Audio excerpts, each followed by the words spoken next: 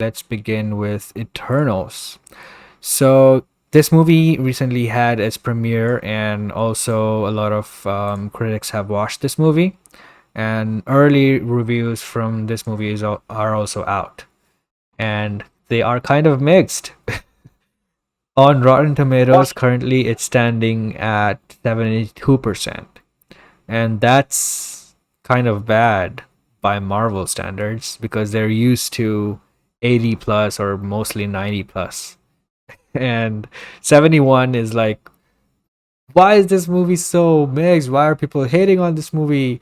Why are people hating on this director? And all that's outrage from Marvel fans. And DC fans are like, first time? Yeah, exactly. But I am surprised, though. Even the critics, like, I'm surprised. It has gone up a little bit to 74%. I think it was 71, but I am surprised it didn't because usually they come out gushing over these films.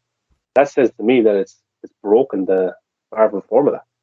Broken because Shang-Chi had it, Black Widow had it. They all had that formula. Every movie does, but like this one must be very different if they're very mixed at it. Brandon Davis, who I follow all his stuff, he's a huge fan of everything, and he gave it a 6 out of 10. Yeah. Which is That was surprised very at. shocking to me. Yeah, and then people say, "Oh, these guys are just paid by Disney, they're paid by Marvel to give good And he reviews all the time." loves Not really.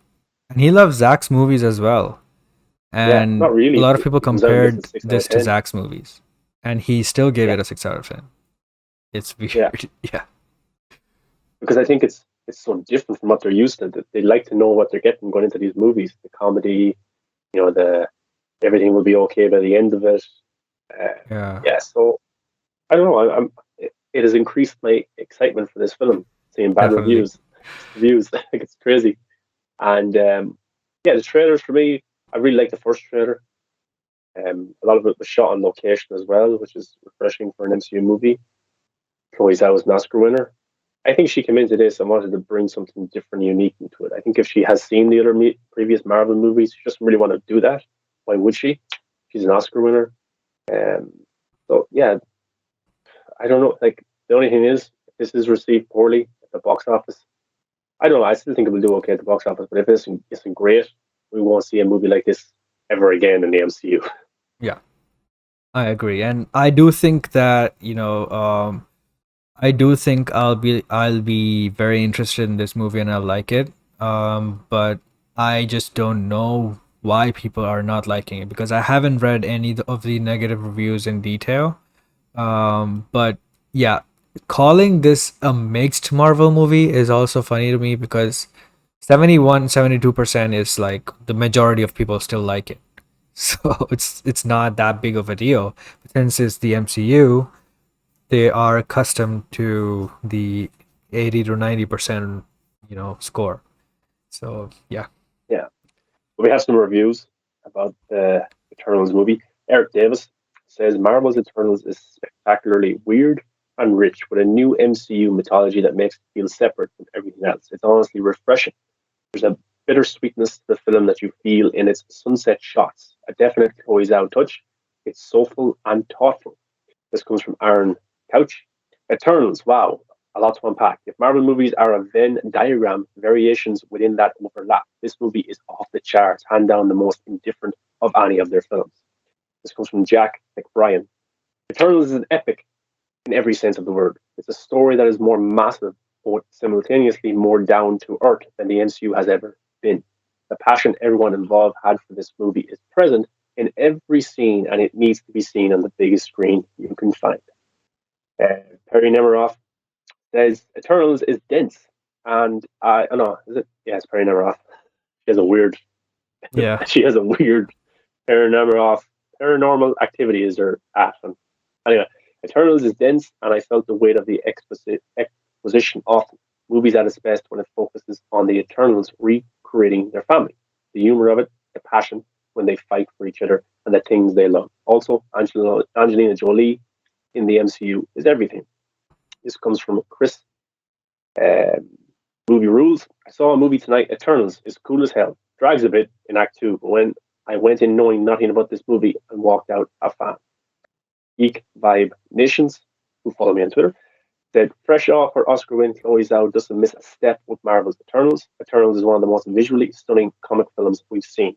Zhao has a great eye for detail, and we see that with her set pieces and character designs, which pay homage to the comics. Anthony Garglardi says Chloe Zhao's Eternals is absolutely fantastic. The cookie cutter Marvel template is thrown out the window, and you're given an enthralling experience and much must watch this year. This comes from emotionally invested Kendall Roy Stan. Often felt this giddy after a movie since The Avengers. Goosebumps, incredible action, both planetary and interstellar, and looks gorgeous. Most importantly, it feels like a live action anime. Can't wait to talk about Makari and Kingo, those end credits. This comes from Gory Howard. Eternals is amazing. Chloe Zhao and company turn in an evocative, I don't know how to say that word, emotional, extraordinary, epic superhero film. The assemble have great chemistry and all get big movie moments to showcase their prowess. The naturalism of Ben Davis' cinematography spotlights characters' humanity. Interesting. This comes from Ashley Menzel. Eternals is a total blast. A lot of material to cover, but it is handled well. Can't wait for people to see it. Of all the end credit scenes I've watched during a premiere, I've never heard the audiences lose their minds as much as they did for this one.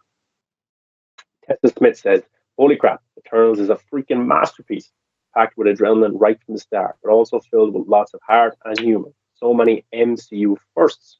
Your mind will be blown, nods to the comics for a totally unique story. Those end credits are game changers. Oh, those reviews are pretty awesome. I don't know who's reviewing it on Rotten Tomatoes, but yeah, those are mostly the positive ones. And some interesting stuff there about it breaks the Marvel formula. The end credit scenes are supposed to be mind blowing. Cinematography, interesting enough, it's supposed to be great. And Chloe Zhao puts her stamp on the MCU and on comic book movies as a whole. I just like this film is marketed like an MCU movie with the MCU formula because that's what they want to convey. That's what they want to tell audiences. Oh, MCU, here's another movie. But it looks like the marketing is way off in terms of what this film really is because in the marketing, it doesn't really convey those themes as much to me. You know, that deepness with the characters, the cinematography looks good, but in terms of this is breaking the Marvel formula, the trailers haven't depicted that to me at all. So that shows that the trailers have been deceiving. And I'm kind of excited to see what the regular MCU lovers don't like about this one. Yeah, me too. And I agree with you on the marketing and the trailers. I think the posters and stuff are pretty amazing, because they're so different from the regular, head posters. Uh, but the trailer, the first one I think was very underwhelming. The second one I thought was great. It was very energetic, and the second one I think was great. I haven't seen any other trailer apart from that, so I don't know about the other stuff, but it doesn't seem to be getting a lot of buzz outside of fandom, you know? So I'm curious to see how this will perform, but the same thing happened with Shang-Chi, and that performed really well. Word of mouth was really strong, and people loved that movie. So, yeah, maybe we'll just have to wait and see. This movie has certain actors that are very familiar to the general audience as well, so that might help. So yeah, we'll just have to wait and see. Yeah, it's got a young enough cast and then the older cast of Salma Hayek, Angelina Jolie, who aren't old. It's just like they have that maybe they'll appeal to older audiences because they've watched them growing up in movies, and then Kit Harington's in this one as well, Yeah. Game of Thrones. Oh yeah, I think yeah, it's got a lot of things going for it. I think this is the first MCU movie to have a LGBTQ relationship as well. Yeah. So that's interesting enough. And then in some countries, this had like a higher rating for mature scenes. Yeah, So in Russia. yeah, yeah. So it must. Well, that's probably for the LGBTQ stuff because they're a little bit behind. But there's supposed to be a number of love scenes as well in the movie, so that's definitely what we all want. Yeah, But absolutely. no, but yeah, I'm excited because people are not excited after watching the movie. That's something you don't hear too often. Yeah, whenever people are very mixed on a movie, I immediately am very much intrigued because if if a movie gives such a strong reaction, gets such a strong reaction from people, because I've seen some people really love it and I've seen some people really hate it. So Like getting a Hugh, strong reaction is Hugh, cool. Hugh Jackman film Reminiscence. That one. Reminiscence, yeah, Yeah, people said that was the worst movie of all time. I watched it. I was like, it's a pretty cool, interesting, unique concept. yeah. I liked it.